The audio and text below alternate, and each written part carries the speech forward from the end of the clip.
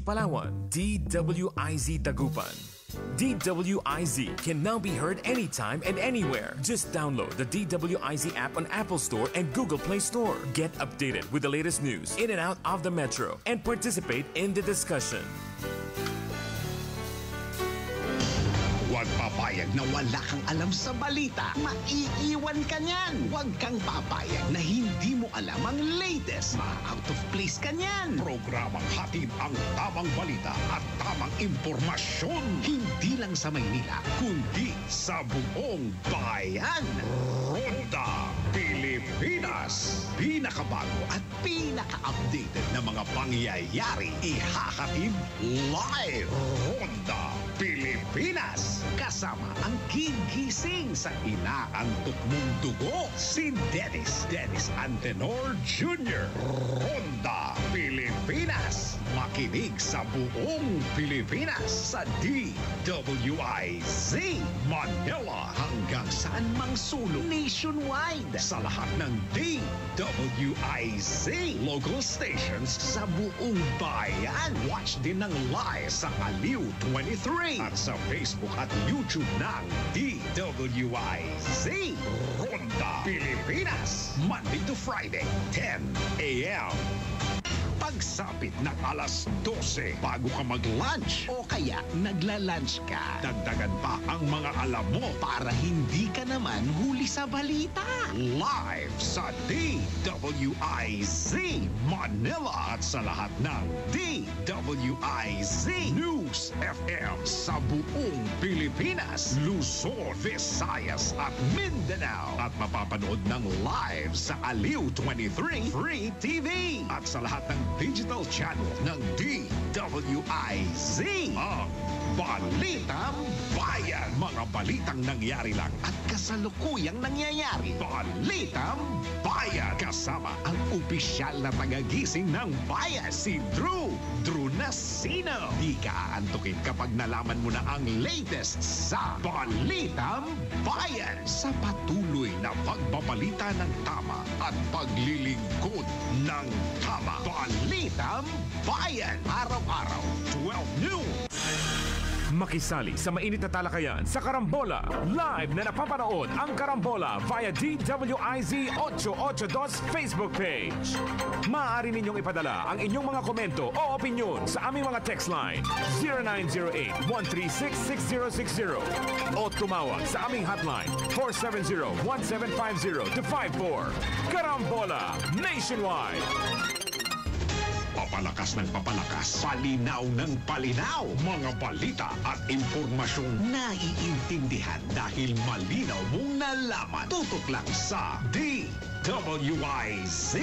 Mula umaga hanggang gabi. Updated on air and online. DWIZ. Nagbabalita ng tama. Naglilingkod ng tama. DWIZ. Nagbabalita, naglilingkod sa lahat ng Pilipino. Aliw Broadcasting Corporation. Noon hanggang ngayon, 73 taon sa Dagupan. 89.3 DWIZ. Nagbabalita ng tama, naglilingkod ng tama. DWIZ. Ang balitang ito ay hatid sa inyo ng M. Luwilier. Basta kwarta padala, mag-M. Luwilier na. Lahat sigurado. Todo balita, Lunes hanggang Sabado dito sa DWIZ FM 89.3 News Radio Dagupan.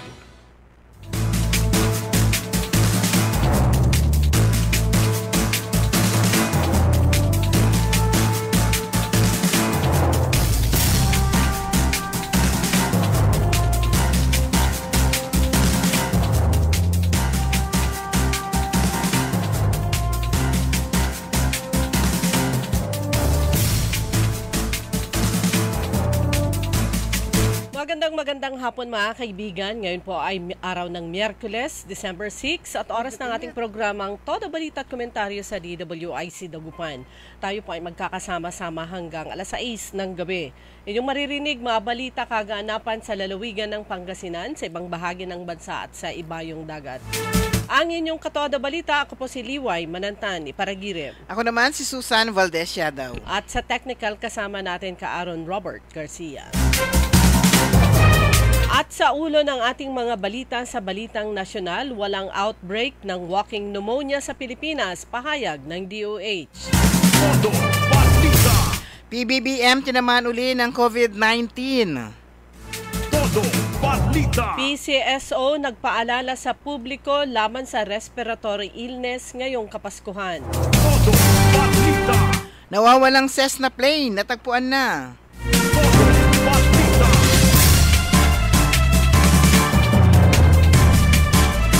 Sa balitang lokal,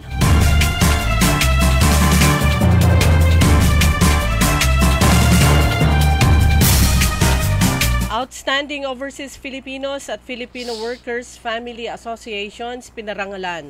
Todo Balita. Bureau of Fire Protection nasa heightened alert status. Todo Balita.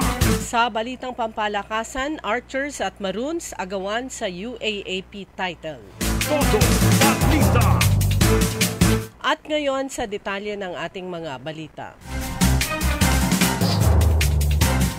Tiniyak kahapon ni Department of Health Secretary Teodoro Herbosa, walang outbreak ng walking pneumonia sa Pilipinas. Ang pagtiyak ay ginawa ni Herbosa matapos ang deliberasyon ng Commission on Appointment sa kanyang appointment bilang kalihim ng Department of Health. Ayon kay Herbosa, bagamat dumarami ang mga kaso ng pneumonia, wala pa namang outbreak nito.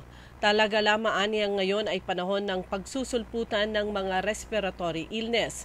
Nabatid na ang walking pneumonia ay isang mild bacterial infection kahalintulad ng sipon. Hindi naman umano ito nangangailangan ng bed rest o pananatili sa ospital.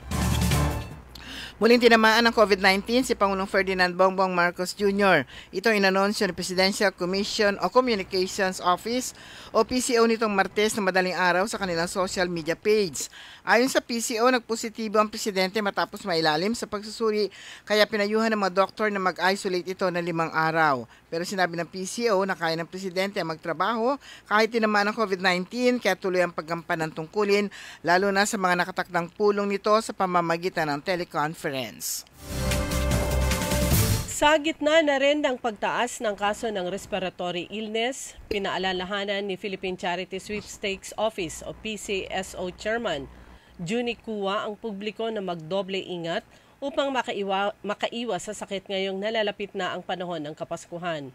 Ginawa ni Cua ang pahayag sa gitna ng ulat ng DOH nitong linggo na ang bansa ay nakapagtala na ng halos 200,000 na kaso ng influenza-like illness ngayong taon.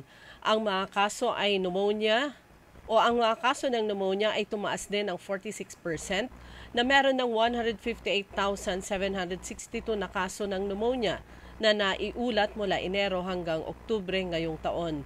Nananawagan si Cua sa publiko ipagpatuloy ang pagsasagawa ng mga health protocol na pinatupad sa panahon ng pandemya upang mabawasan ang panganib na magkasakit dahil binigyan din niya ang prevention is better than cure.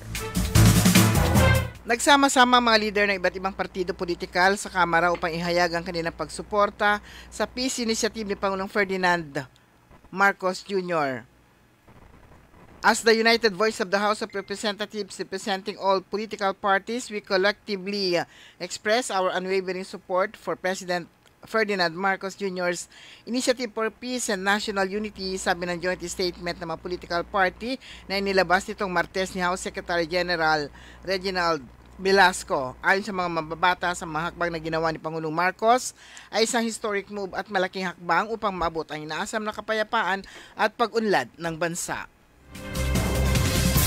Wala namang nakikitang dahilan ang Philippine National Police para irekomenda ang pagdedeklara ng state of emergency sa Mindanao. Sinabi ni PNP Public Information Office Chief at Spokesperson, Police Colonel Jean Fajardo, sa pulong balitaan sa Camp Crame kahapon. On top of this situation pa rin ang pamahalaan sa pagtitiyak ng seguridad at kapayapaan sa bansa kasunod ng nangyaring pagpapasabog sa Mindanao State University sa Marawi City noong Linggo ng umaga na ikinasawi ng 4 na katao at kinasugat naman ng 50 na iba pa. Giit ni Fajardo, walang dapat na ikatakot ang publiko dahil ginagawa ng mga otoridad ang lahat upang mapanagot ang mga salarin para masigurong hindi na mangyari ang kahalintulad na insidente. Sa ngayon ay nag-deploy ng isang company mula sa Regional Mobile Force Battalion, ang PNP, habang nagpakalat din ng augmentation forces ang AFP sa nasabing rehiyon. Sa kaugnay na balita, nanawagan ng Philippine National Police sa publiko na maging mahinahon at iwasang magparatang na maaaring maging mitsa ng gulo o karahasan. Kaugnay ito ng pag-atake ng mga terorista sa gymnasium ng Mindanao State University na ikinamatay ng 4 na katao at pagkasugat ng 45 iba pa noong linggo. Sinabi ni PNP Public Information Office Chief Police Colonel Jean Fajardo na hindi makatuwirang ibintang ang insidente sa sino man nang walang sapat na matibay na ebidensya, lalo na kung ito ay kumukwestiyon sa kanilang prinsipyo, paniniwala o pananampalataya. Unang kumalat sa social media, ang mga post tungkol sa umano ay religious war, ang mitsa ng karahasan sa Marawi City.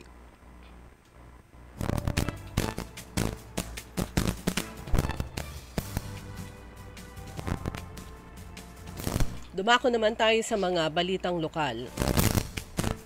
Sa pamamagitan ng Bolon Awards 2023, kinilala at pinarangalan ng Provincial Government ng Pangasinan sa pamamagitan ng Pangasinan Migration and Development Council ang mga outstanding OFW Family Associations at Migrants Desk Officers.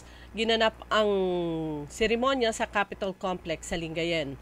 Ang Bolon Awards 2023 champion ay ang Burgos OFW and Families Association. First runner-up naman ang Santo Tomas OFW Family Association. Second runner-up ang Mangaldan OFW Returnees and their dependents organizations. Top 4 to top 10 naman ang OFW and Family Associations ng Calasiao, Lingayen, Villasis, Alaminos City, Manawag, Santa Barbara at Anda. Ang Bolon Awards 2023 ay ang kauna-unahang volunteerism awards para sa mga namumukod tanging overseas Filipino workers at overseas Filipinos Families Associations. Ito ay isang parangal ng pagkilala ni Governor Ramon Gico III sa kanilang kontribusyon. Ginawaran naman ng Certificate of Appreciation ang lahat ng mga partner LGUs dahil sa kanilang patuloy na pagbibigay ng suporta sa mga OFW Family Associations. Nasa heightened alert status ang Bureau of Fire Protection o BFP ngayong holiday season para matiyak ang kaligtasan ng mga residente sa posibleng insidente ng sunog dulot ng mga sirang Christmas lights at paputok at iba pa. Sinabi ni Senior Fire Officer 3 Robert Solar, ang Deputy Fire Marshal Officer in Charge sa Fire Safety Enforcement Section, inilagay sila ng BFP National Headquarters sa mataas na alerto bilang paghahanda sa Pasko sa pagsalubog ng bagong taon at wala sa matauhan ang off-duty sa mga peak season nito.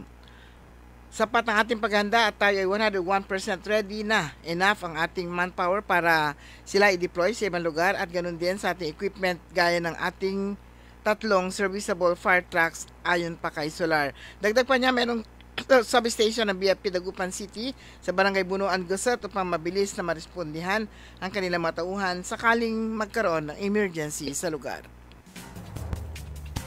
Ginanap kaninang umaga ang simultaneous tree planting activity sa lahat ng public schools sa buong Pilipinas. Ito ay kaugnay sa DepEd's 326 Trees, a Christmas Gift for the Children na akda naman ni Vice President at Education Secretary Sara Duterte. Ang nasabing aktibidad ay bahagi ng DepEd Memorandum No. 69 Series of 2023. Dito sa lungsod ng Dagupan, masayang nakibahagi ang 39 na public schools kasama ang Dagupan City Schools Division. Samantala, ang Dagupan City National High School ay isa sa mga public schools sa Region 1 na nakasama sa Facebook Live presentation para naman sa nasabing launching. Ayon kay Dr. Willie Gabe, ang principal ng Dagupan City National High School, sila ay nagtanim ng halos 50 na fruit-bearing trees. Ito ay higit na mas marami kesa sa inirequire sa kada school na minimum na 10 na seedlings. Samantala, naging bahagi ng nasabing tree planting activity ang teaching at non-teaching members o personnel ng nasabing paaralan, ang mga representante mula sa schools organization, kasama na rin ang mga cadet Girl Scouts. Malapit na ang pagtatayo ng dialysis center na matatagpuan sa Lingayen District Hospital. Ang nasabing proyekto ay palalakasin sa pamamagitan ng partnership ng Pangasinan Provincial Government at Luzon Medical System na gagawing opisyal sa pamamagitan ng Memorandum of Agreement o MOA na lalagdaan ni Governor Ramon Gico III at LMS President at Chief Executive Official Peter Paul Soliman. Sa isang resolusyon na iniakda ni Sangguniang Palalawigan Member Sheila Marie Banicad na pinagkaisang inaprubahan ng Provincial Board noong December 4, nilayo ng LMS na maglagay ng 13 units ng brand new dialysis machine sa LDH para magbigay ng mga kinakailangang serbisyo sa mga pasyenteng nagdurusa mula sa kidney failure o end-stage renal disease. Sa lungsod ng San Carlos, ginanap ang mass induction and oath-taking ceremony para sa mga bagong elect na barangay officials. Ang nag-administer ng kanilang oath of office ay walang iba kundi si Governor Ramon Gico III. Ang nasabing okasyon ay dinaluhan ng mga opisyalis ng San Carlos kagaya ni na Mayor Julier Ayoy Risuello, si Vice Mayor Bogs Risuello at ang mga miyembro ng Sangguniang Panlunsod. Samantala, kasama ni Governor Gico si Vice Governor Mark Lambino, ang mga board members mula sa pangatlong distrito ng Pangasinan, sina Board Member Vice Ventanilla at Dr. Sheila Banicad. Samantala, sa siyudad ng Alaminos, patuloy ang lokal na pamahalaan sa pamumuno ni Mayor Arth Brian Celeste sa pagpapatupad at pagpapanatili ng seguridad, lalong-lalo na sa sektor ng kalusugan sa kanyang nasasakupan. Kaya naman sa pamamagitan ng City Health Office sa pangunan ni Dr. Maria Victoria Carambas ay nagkaroon ng ika-4 na bahagi ng pagpupulong ang mga miyembro ng lupon ng kalusugan ngayong araw na ginanap sa City Conference Hall. Layunin nito na pag-usapan ng iba't ibang mga aktibidad at programang nailatag bilang pagtugon sa sektor ng kalusugan at upang makapagbigay ng panibagong plano o proyekto at paghanda sa darating na taon. Kasama sa pagpupulong sina DOH Representative Dr. George Calugay, Provincial DOH Office Representative Mr. David Aviles, at City Nutrition Committee, Health Board, HIV/AIDS Council, Civil Society Organizations at iba't ibang mga kinatawan at pinuno ng bawat departamento ng pamahalaang lungsod. Dumako naman tayo sa mga balitang pampalakasan. Tatapatan ng University of the Philippines ang enerhiyang ipinakita ng De La Salle University para masungkit ang inaasam na kampyonato sa Do or Die Game 3 ng UAAP Season 86 Men's Basketball Finals. Gaganapin na ang kanilang bakbakan mamayang alas 6 ng gabi sa Smart Araneta Coliseum. Inaasahang huhugot ng pwersa ang Fighting Maroons kina Malik Diouf, CJ Cancino at Harold Alarcon para maibalik sa kanilang eskwelahan ang korona na naagaw ng Ateneo Blue Eagles noong Season 85. Nagwagi sa Game 1 ang UP pero nasagad ang kanilang serye nang dominahin sila ng Green Archers sa Game 2. Sumayin niyo kabuuan ng ating newscast sa ating Todo Balita sa hapon. Kami po yung mga tagapagbalita. Ako po si Susan Valdez Yadaw. Ako naman si Liway Manantani Paragiret. Sa technical, ka-Aaron Robert Garcia. Ang oras po natin alas 5:20 ng hapon. Ang balitang ito ay inihatid sa inyo ng M. Luwilier. Basta kwarta padala, mag-M. Luwilier na. Lahat sigurado. Maihahanda mo na ng mas maaga ang pangregalo sa darating na Pasko with Magic Department Store Merriest Season Sale. Department Store Merriest Season Sale. Madarama mo talaga ang Merry ng Christmas dahil sa laki ng diskwentong hatid ng Magic Department Store Merriest Season Sale. Up to 70% ang discount mula men's and ladies RTWs, footwear, bags, toys, gift items, at marami pang iba. Kaya tara na at gawing merry pa sa merry ang Pasko with Magic Department Store Merriest Season Sale. Magic Department Store Merriest Season Sale. Ho, ho, ho! Merry Christmas! Magic Department Store Merriest Season Sale. Up to 70% discount on great selections. November 17 to December 17, 2023. Available in all Magic Department Stores near you. DTI Fair Trade Permit Number R1-102 Series of 2023.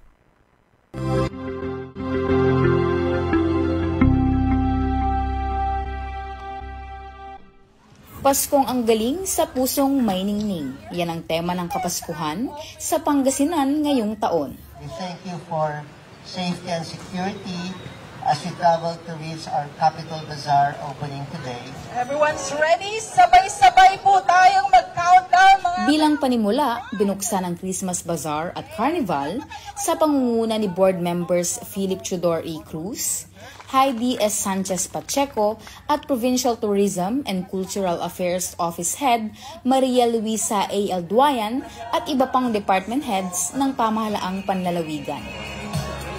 Alright, once again, congratulations po sa ating lahat. Welcome po sa ating Capitol Beach Park Paskuhan. So, isa po itong isang simpleng okasyon for us. Soft opening po ng ating Paskuhan. Alam naman po natin ang Pasko ay isa sa pinakamahabang pagdiriwang yung Paskuhan natin sa Pilipinas, pinakamahabang Paskuhan yan sa buong mundo. Tampok sa mga booth ang iba't ibang pagkain. Yan lang ito na pagsisimula ng ating pagdiriwang ng Kapaskuhan dito sa Capitol. Siyempre, ito yung handog natin sa ating mga kababayan at sa mga turista sa Pangasinan. Soft opening pa lang to kasi ongoing po. May mga parating po mga partners na MSMEs. Ongoing din po yung setup. Meron po tayong carnival and bazaar. Tuwang-tuwa rin ang mga bata sa Bumblebee Ride.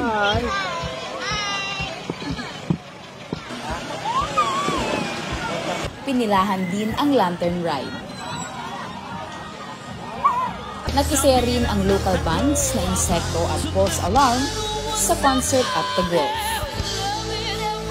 Bukas ang karamihan sa Christmas Bazaar booth mula alas 4 ng hapon hanggang alas 11 ng gabi hanggang January 15.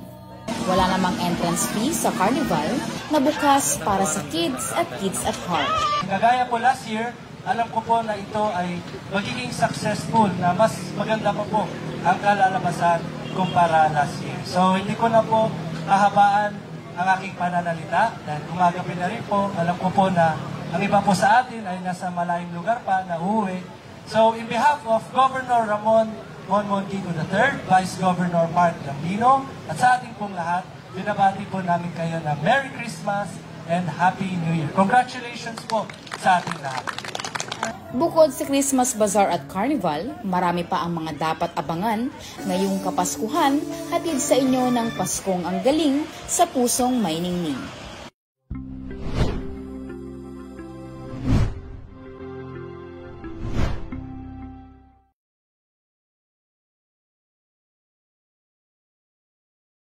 Tindihan dahil malinaw mong nalaman. Tutok lang sa DWIZ. Mula umaga hanggang gabi. Updated on air and online. DWIZ. Nagbabalita ng tama. Naglilingkod ng tama. DWIZ. Liway Manantan At Susan Yaraw. sa Todo Balita. Oras na po natin mga kaibigan, alas 5:25 na po ng hapon. At sa Todo Balita, kasama nyo pa rin Liway Manantani Paragina. At Susan Valdez daw. At syempre, sabi po ng DOH, walang Walking pneumonia. Steady lang siya. Meron pong spreading ubo-sipon. Dahil pag panahon na ganito naman talaga, usong-uso po ang ubo at saka sipon. Plus, kasama pa po dyan, bukod sa extremes, mainit sa daytime, tapos biglang mararamdaman po natin yung lamig kahit papano, pag hapon, gabi, dyan pa yung alikabok. So, sama-sama na po yan. Kaya... malaking ano yun? Malaking... Tinignan ko tuloy yung pinagagaling. alikabok dito. Malaking factor yun, ano, yung sa alikabok. At saka yung yung meron po silang mga asthma, ayan yung mga triggers ng pag-atake ng kanilang asthma. Kaya sabi po ng DOH, ingat-ingat. Kaya lang kung minsan kasi parang ganun, meron kang katilalamunan mo, meron kang sipon. Masarap naman kumain ng halo-halo, di ba? Oo. Kung meron po kayong may problema kayo, gusto niyo bumili ng gamot. Meron tayong gamot sa sipon. Meron tayong Yusef. Ayan, paki-check nga para yung ating pong anong generic ng ibuprofen. Ibuprofen. Basta pero yun. meron hong dito, meron pong antihistamine. Ayan. Yung mga naghahanap pa ng kanila ng ano ba yan? Hindi ko na siya hindi ko siya mabuo yung aking sentence. Yung pong ating butika sa radyo, tuloy-tuloy pa rin po. Yung pong mga kung kailangan nyo na inyong pang maintenance, ayan, yung amlodipine, losartan, at iba pang mga gamot, meron pa rin po dito. Although tuloy-tuloy pa rin po yung pagbibigay natin. Nandito lang po yung ating mga technician na sila po yung acting pharmacist natin dito. O sales crew. Actually, crew lang kasi hindi tayo nagbebenta. Ayan, sila po yung mag-a-assist sa inyo para sa ating mga butika sa radyo. Paki-check mo nga, baka meron tayong ibuprofen. Yun. Tsaka paracetamol para sa mga masakit ng ulo. Pero paracetamol marami, no? Ayan, marami. Ayan, mga advisories po mga kaibigan. Advisories. Merong advisory ang Poso Dagupan Public Order and Safety Office. Ito ay kaugnay sa pagsasara nila bukas bandang 6:00 ng gabi ng Quintos Bridge. Dahil naman po sa lighting ng Christmas lights, Christmas decor, plus yung pailaw, silaw-silaw dyan sa may kalsada. Sana ibinigay na rin nila kung saan ang ang rerouting. Oo, ang ruta. Kasi sa bagay, kung sasara nila yon, saan sila dadaan? Yun yung pinaka yun yung pinaka choke point. Actually, yun yung pinaka ma-traffic na area. So kung hindi ka na pwedeng dumaan doon, luluwag doon. Ayan, ito po yung advisory ng Poso Dagupan. This is to inform, hindi pala 6:00. 5:30. This is to inform the general public that on December 7, bukas, Thursday, at 5:30 p.m., Quintos Bridge will be temporarily closed to traffic to give way for the Christmas lighting ceremony. Poso enforcers will be deployed in the affected areas to assist the motorists and general public. We advise motorists to take alternate routes. Our apology for the inconvenience. Ayan. We advise motorists to take alternate routes. Sabi ng Poso, bahala kayo sa buhay nyo.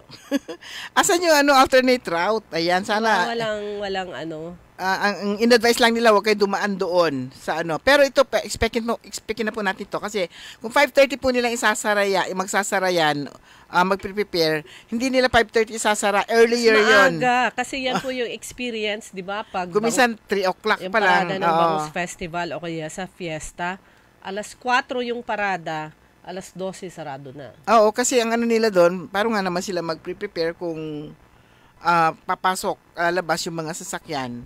So, paano pa nila mapapalabas yung ngayon kapag nakapasok na? Tama. So, yung mga medyo kulang lang itong kanilang advisory. Kulang yung advisory. So, ang sarado lang naman ay Quintos Bridge.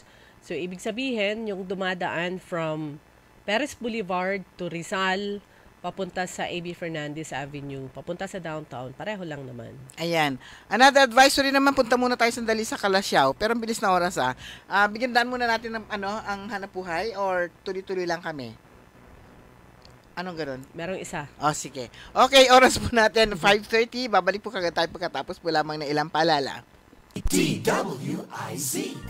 Tara na at pumasyal sa ating pinagmamalaking 100 Islands National Park. Subukan ang mga bagong amenities at activities katulad ng zipline, rappelling, wall climbing, at helmet diving at mag-cliff diving sa Imelda Cave ng Marcos Island. Halina at mag-overnight sa bagong guest house sa Quezon Island. Mayroon din tayong bagong 2-story pavilion, floating cottage, at mga gazebos. Isama po ninyo sa inyong itinerary ang 3 most developed islands: Quezon Island, Governor's Island, at Children's Island. Tiyak nahahangaan din ang ganda ng Quirino Cave, Romulo Cave, Imelda Cave, Cave, Cathedral Cave, Coral Garden, Bat Island, at Cuenco Tunnel. Welcome sa New 100 Islands. Hahangaan, babalik-balikan. I choose 100 Islands. I choose 100 Islands. Alaminos City, para sa lahat. Alaminos City, para sa lahat. Ang patuloy na pagpapaganda sa 100 Islands National Park at lungsod ng Alaminos ay pinangungunahan ni Mayor Art Brian Celeste. Masakit ba ang iyong ulo at katawan dahil sa sobrang trabaho at iba't ibang stress sa buhay?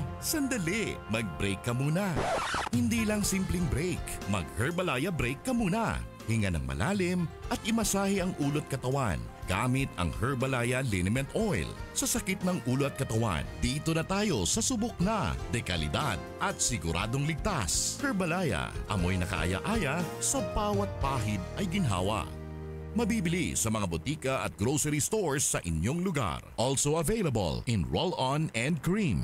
Sa mga minamahal naming consumers ng Sintelco, mayroon ng Pay Anywhere scheme na kung saan gamit lang ang inyong mga Android phones ay pwede nang magbayad ng inyong electricity bills in no hassle at real-time recording. Iwas pila at abala, kaya mas makakatipid ka sa oras at pera. Tumawag o mag-message lang sa Sintelco para sa mga listahan ng accredited payment centers. Isang paalala mula sa pamunuan ng Sintelco. I'm Beth Flores. Ako naman si Pastor Nestor Flores. Tandem kami sa buhay. Partner kami sa ministry. At sa bawat hamon ng buhay, we are ready. Alam namin, we are not alone in this race of life. Jesus is our faithful companion. We press on toward the goal to win the prize for which God has called us heavenward in Christ Jesus. Philippians 3:14. Jesus is alive. Accept, celebrate Jesus. Gumugunita kay Jesus sa araw-araw kasama ang MX3. MX3. Tunay, natural, at original. DWIZ time. It is now 5:32. That time check was brought to you by Eternal Gardens Dagupan. Let Eternal Gardens be your perfect investment today and your preparation for a worry-free future. For more information, visit www.eternalgardens.ph.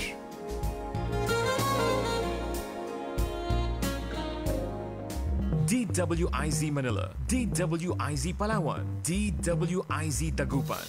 DWIZ can now be heard anytime and anywhere. Just download the DWIZ app on Apple Store and Google Play Store. Get updated with the latest news in and out of the metro and participate in the discussion.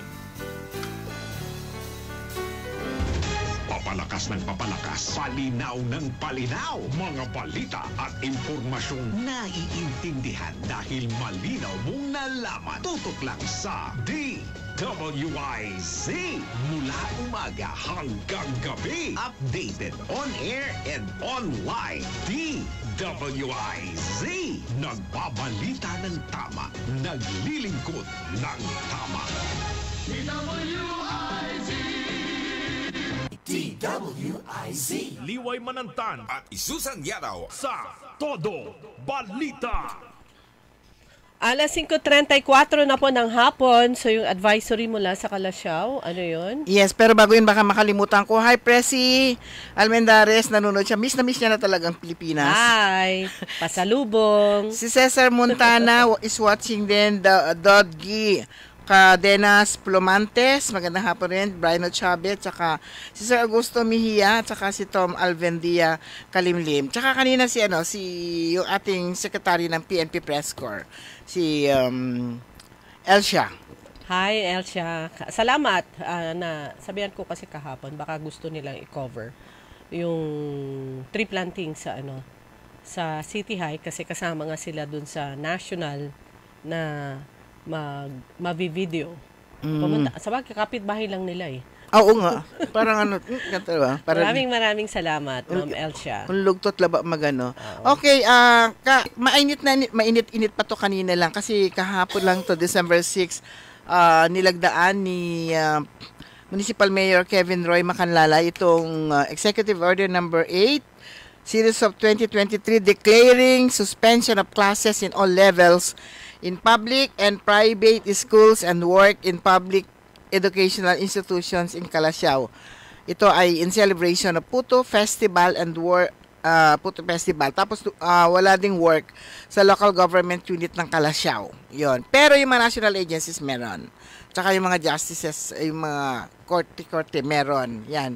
Basta ang wala lang po ay LGU, Kalasyaw at saka lahat po ng mga estudyante, pribado at saka pampubliko. Ito give way daw para mabigyan din ng pagkakataon na actively participate yung mga estudyante at saka iba pang participants to fully release the festivities of the day and the days to come and to ensure public order and convenience in the municipality. Siyempre magpa-traffic niya, papasok sila kung papasok sila, taka muna.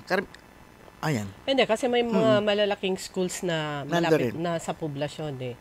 Plus, naalala ko lang. Tapos yung mga taga-Kalasyaw na nasa Dagupan. Nako. Oo.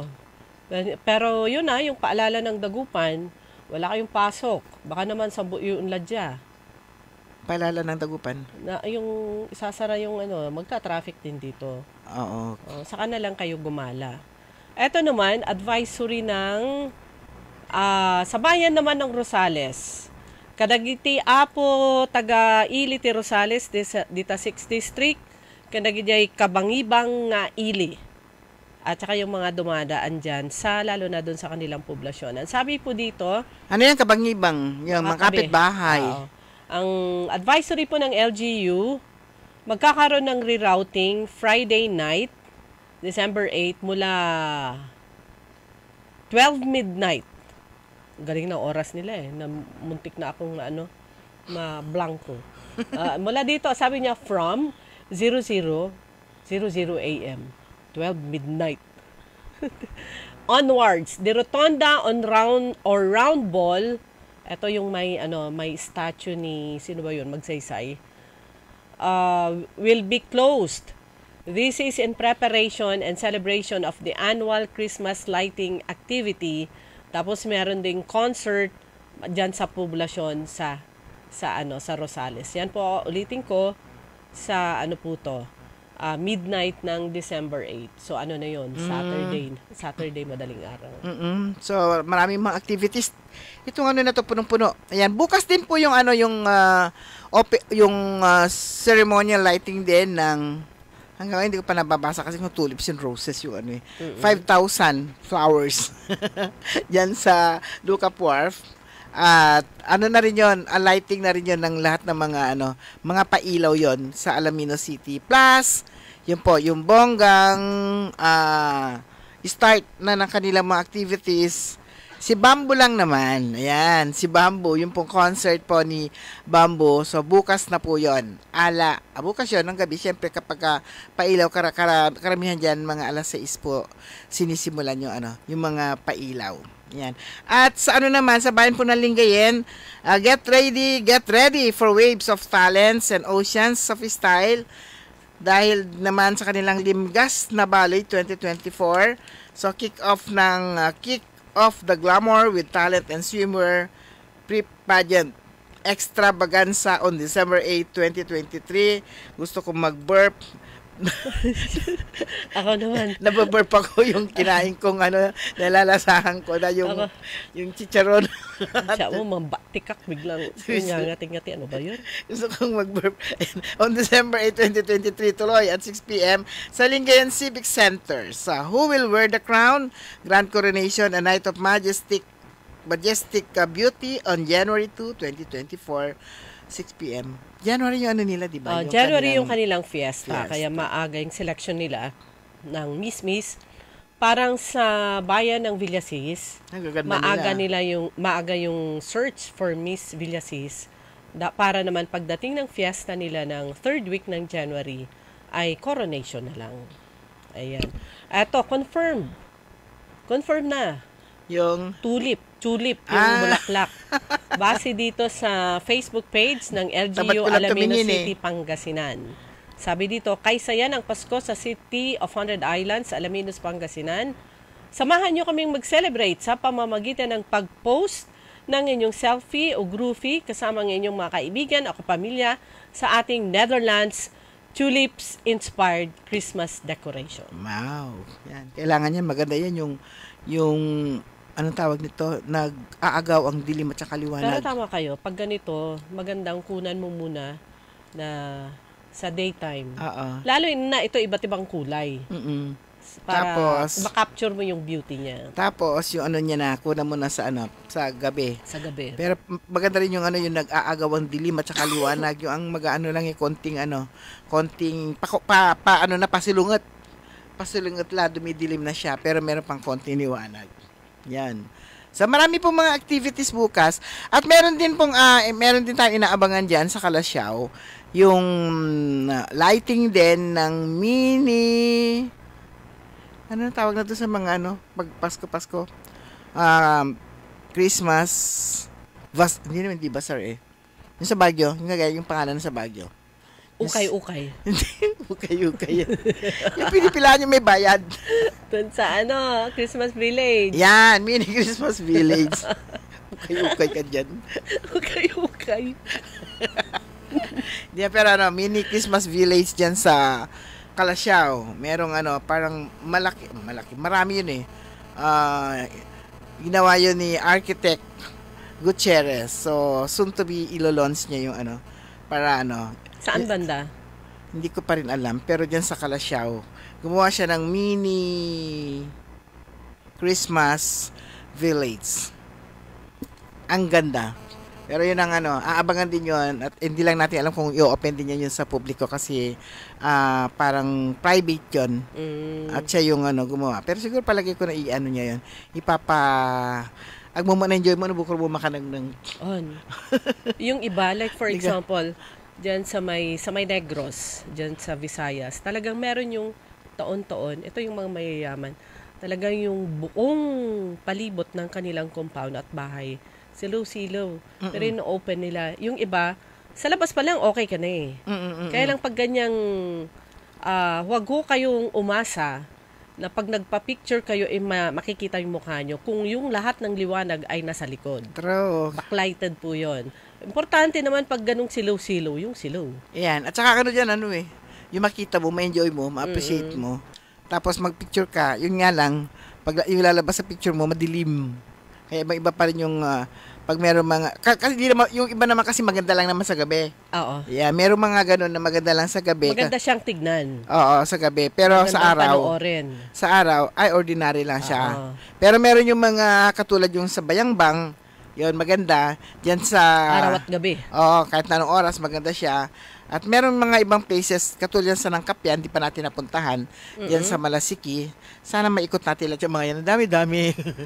Dami na nating naikot, no? Oo, dami na nating inikot. Malapit na ang kalagitnaan ng buwan. Tapos matatapos na, December. September pala pinaplano natin na ikutin natin. Mamaya patapos na sila, hindi pa natin na. Panakano naman na tayo, nakaikot naman na tayo kahit pa paano. Ayan. Sa Kapitolyo po, sa Capitol Complex, dyan sa Lingayen, sa ating provincial capital ay may patimpalak po yung mga dekorasyon, silaw-silaw ng bawat building. So, tignan nyo po yung Province of Pangasinan na Facebook page at pwede kayong bumoto po doon. Sabi doon, bet mong manalo, like for example yung ito, bet mo bang manalo ang Capitol Building entry sa Pasko, ang galing sa pusong may ningning, parol and building decoration competition, i-like at pusuan mo. Like and heart. Like or heart, tawa. So, pag-click nyo po, lalabas yung mga dekorasyon. Tapos, isa-isa nyo, pumili na kayo kung saan doon. Choose. Pwede rin namang i-like mo sila lahat. I-heart nyo lahat. Kung gusto nyo sila lahat. Kaya lang, yung mga iba dyan, siyempre magka-campaign para ito lang ilalight mo. Ito lang yung heart mo. Kasi kapag ilalike lahat, panalo sila lahat. Pero dapat merong manalo. Yan, parang ito, yung isa, 91 na. Yung isa, 76 heart. May 74. Ayan. Siyempre, yung mga empleyado ng kada building, ay magka-campaign din sila. At saka sila mismo yung mauna ng mauna. Pero pagandahan niya, i-like at pusuan mo na. Ayan. Hindi naman nila pinapashare. Puso lang. Puso lang or like lang. Kaya lang kasi kuminsan kapag ka-senior mo, yung chance na ma-like pa rin yun. So, yan. So, winning ang paganda na, finance building. Maganda rin sa finance building. Tapos, itong sa Hindi mabasa kung ng building siya. Pare-parehong Puro finance building? Oo. Bakit silang? Siyempre sila nagka-campaign Ayan. Finance building at saka Finance building din yung isa. Yung isa puro Kapitolyo. Capitol Building. Okay. So ayan, pwede rin umikot doon. Maraming meron tayo nakita nung isang araw, 'di ba, yung naka-tricycle sila talaga. Iniikot talaga nila lahat isang pamilya. Kasi kung lalakarin mo lang sa Kapitolyo, ang laki ng Kapitolyo kasi tapos may mga araw pa o may mga gabi na napakainit, maalinsangan. Tapos maglalakad ka, ay naku po. Anyway, wala namang problema dahil punta ka dun sa may food area o di kain-kain. Kung may budget. Punta ka dun sa pagkatapos punta ka sa beach. Ayan, anong tawag nito? Makinig ka sa yung alon, pagaspas ng alon.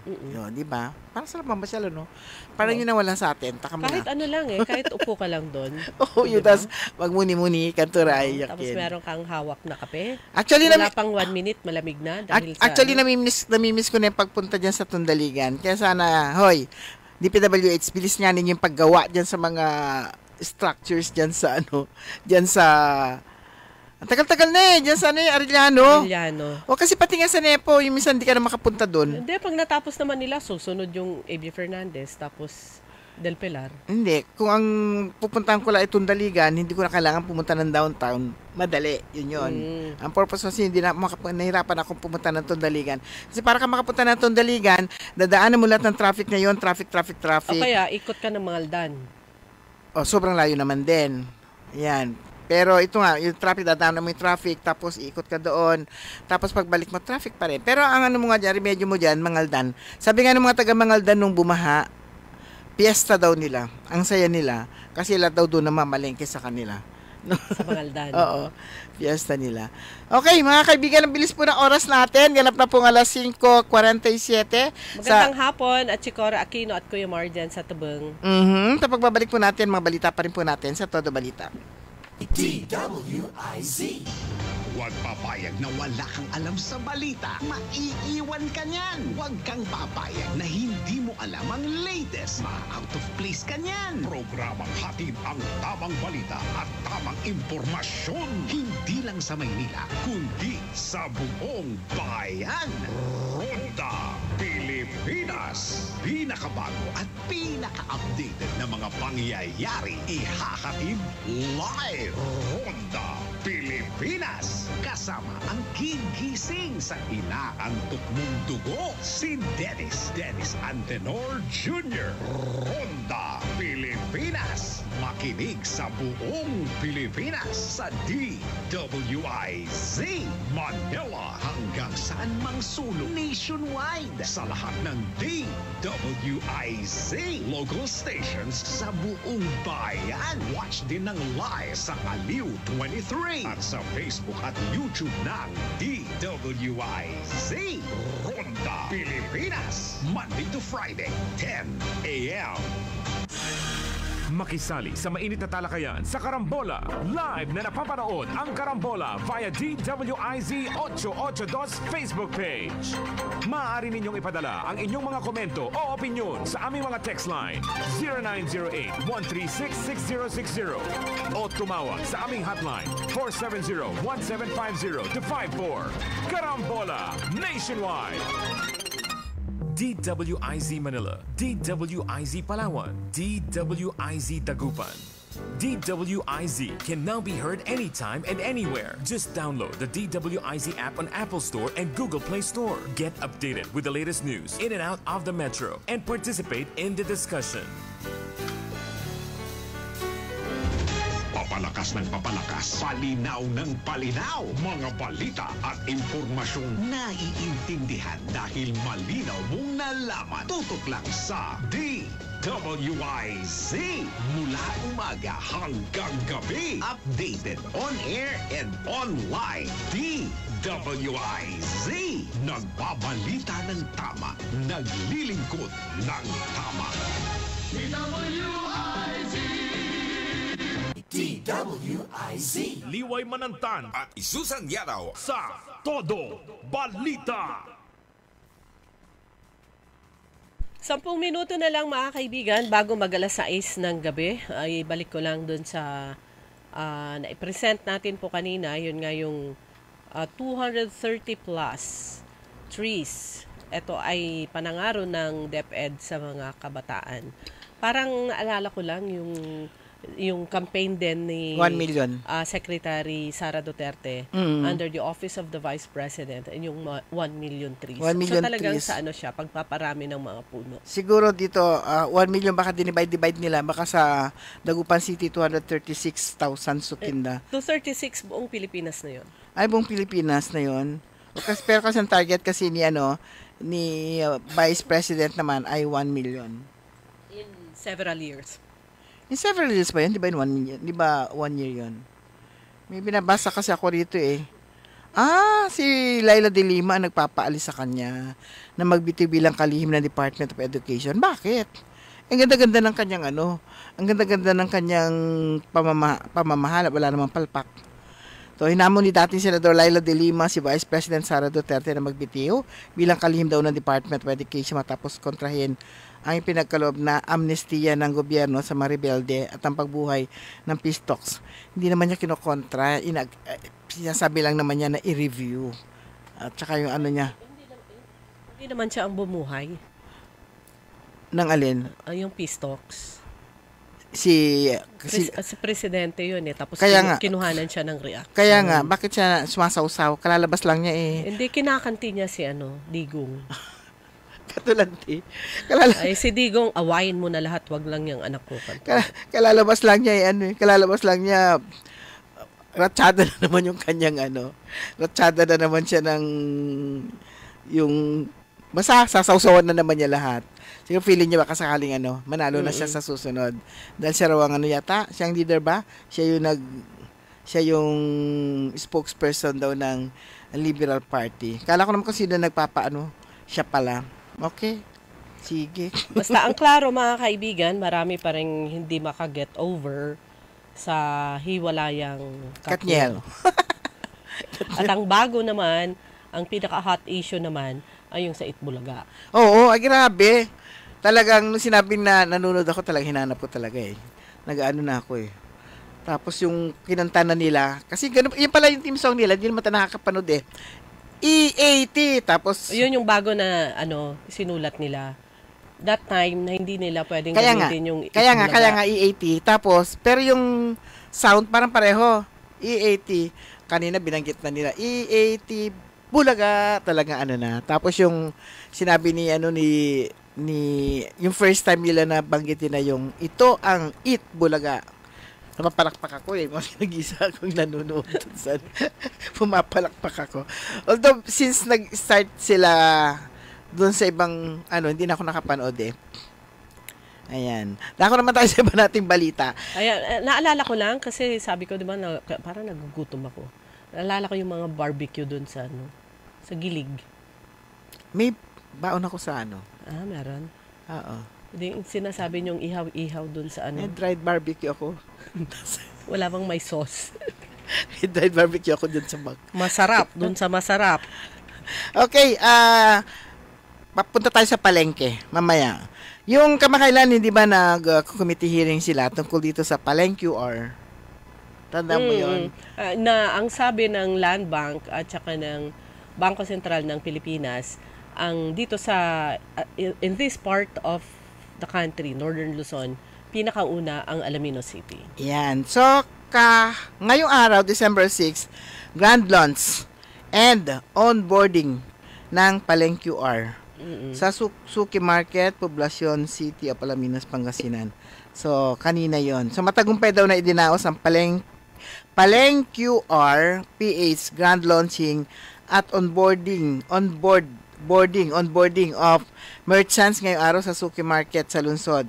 So, personal itong dinaluhan ni City Mayor Art Brian Celeste at dinagsa ng daang market vendors at public transpo operators ang naturang event na pinangunahan ng lokal na pamahalang lungsod ng Alaminos, katuwang ang Bangko Sentral ng Pilipinas, DILG, Land Bank, at iba pang financial service providers gaya ng GCash.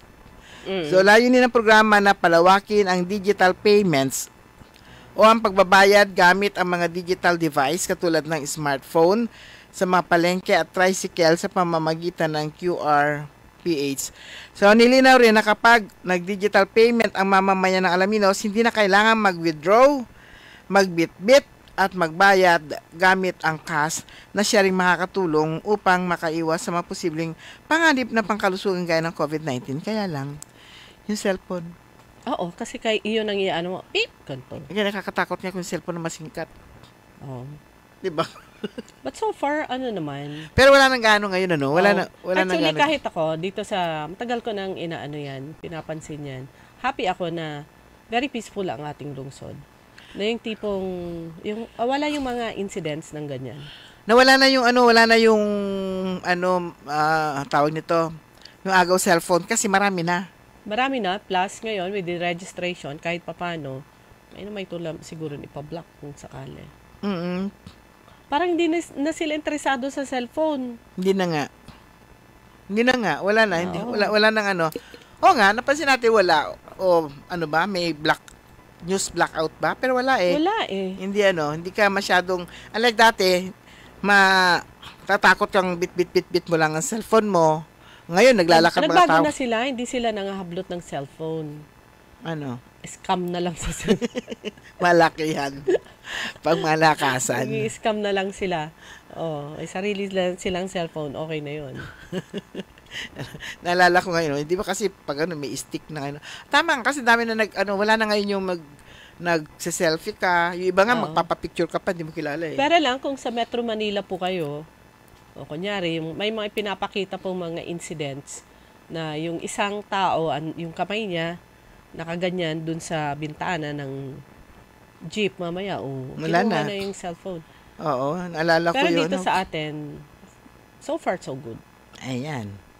Hopefully, diretso yan. Pero itong yung naisip ko kung yun yung posibleng nasa cellphone. Kaya lang, ang ganda ngayon, yung sinasabi nga nilang istorbo naman itong OTP. Kasi hindi nila mabubuksan kaagad kapag kaya lang kapag hawak mo kasi yung cellphone, andun yung OTP,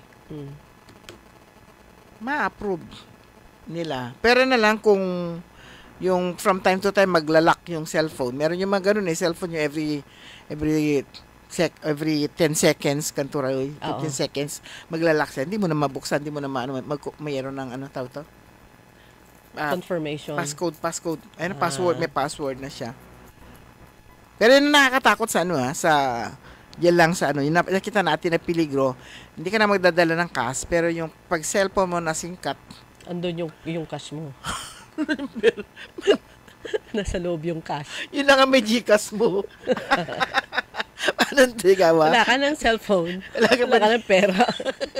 Parang hindi yata maganda yun na. Ano kaya magandang itanong, one time nga, itanong natin, paano yan kung sakaling mawala? Paano mo alam ko sasagot nila. Ano? I-report mo sa network. Kung isasagot mo, paano ko i-report? Wala na yung cellphone ko. Kailangan ka pa tumakbo sa takbo dun sa na singkat yung yung number na yun. Kailangan pa nilang medyo maproseso, lalo na kung ma-traffic di Tanay. At least kakaulad sa may Laamon Telecommunications Company, wala na, ubos na kasi yung gagaling nila eh. Ubos na yung Gcash. Wakas na. Kaya hindi rin advisable po maglagay ng malaking amount sa Gcash. Ayan, yan po yung sinasabi po natin. Huwag kayo maglalagay ng malaking amount sa Gcash. Ako kapag meron na siya, hanap na ako talaga ng pagbabayaran ko para gusto sa ma-dispose na siya. Yung mga babayaran mo, mga billing kantura, bayaran mo na kaagad. Eto mga kaibigan, meron ding advisory. Panghuli po, may advisory din ang bayan ng Basista. Ayon kay Mayor Jolly Risuelio, ito naman ay para sa December 9, Sabado. Ang lokal na pamahalaan ng Basista ay magkakaroon sila ng isang motorcade sa araw ng Sabado, December 9, alas 5 ng hapon. Ito ay bilang bahagi ng pagdiriwang at pagpupugay ng Basista sa Pride ng Basista, si Councilor Vanessa Baracchio, na nanalo naman sa, ito ay National Beauty Pageant to. Hiyas ng Pilipinas 2023 second runner-up. So, intindi ko dito sa nakasulat, kasama niya sa motorcade, syempre bukod sa mga local officials, kasama niya sina Hiyas ng Pilipinas Miss Continental World Philippines 2023, si Jovel Ann, Hiyas ng Pilipinas, Miss Omni-National Philippines 2023, si Jackie Adarayan Fleming, at ang Hiyas ng Pilipinas 2023 first runner-up, Tara Limjap. Ayan, ito po si Councilor Vanessa Baracchio. Siyempre, hindi lang po basista ang tuwang-tuwa, kundi ang buong lalawigan ng Pangasinan dahil nag-uwi siya ng titulo sa ginanap na Hiyas ng Pilipinas 2023. Okay, so mga kaibigan, wala na po tayong sapat na oras po bukas. Sama-sama po tayo ulit, same time, same place, alas 5 hanggang alas 6 ng gabi. Nakasama po natin sa technical side si Robert Garcia. Ako po si Liway Manantan Iparagire. Ako naman si Susan Valdez Siadaw. Magandang gabi po sa inyo lahat. Sumainyo ang Todo Balita, Lunes hanggang Sabado, dito sa DWIZ-FM 89.3 News Radio Dagupan. DWIZ.